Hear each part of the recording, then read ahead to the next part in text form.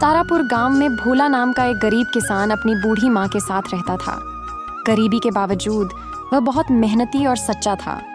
हर दिन वह जंगल से लकड़ियां लाता और उसी से चूल्हे की आग जलाकर अपनी माँ के लिए भोजन बनाता।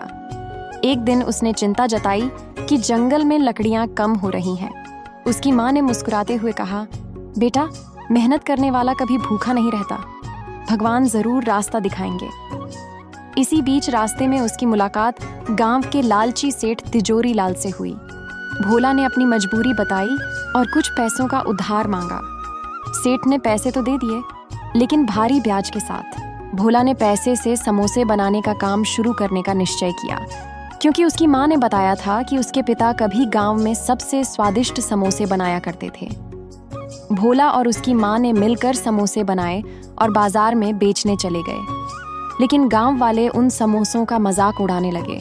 उन्हें वे बेस्वाद लगे। निराश भोला घर लौट आया। तभी सेठ अपने नौकरों के साथ आया और पैसे मांगने लगा। भोला ने हाथ जोड़कर कुछ समय मांगा, पर सेठ ने उसे धमकाया और घर छीनने की बात कहकर चला गया। अगले दिन भोला फिर से समोसे बेचने निकला।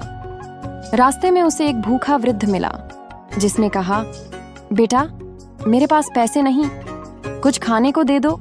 भोला ने बिना सोचे अपने समोसे दे दिए। बूढ़ा मुस्कुराया और बोला, तेरे दिल की सच्चाई ने तेरे समोसों में स्वाद भर दिया है।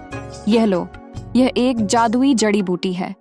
इसे समोसों में मिलाना, सभी को तेरे समोसे बहुत स्वादिष्ट लगेंगे। लेकिन याद रख, यह जड़ी किसी लालची के हाथ में गई तो उसका विनाश होगा। भोला ने धन्यवाद कहा और जड़ी लेकर घर लौट आया।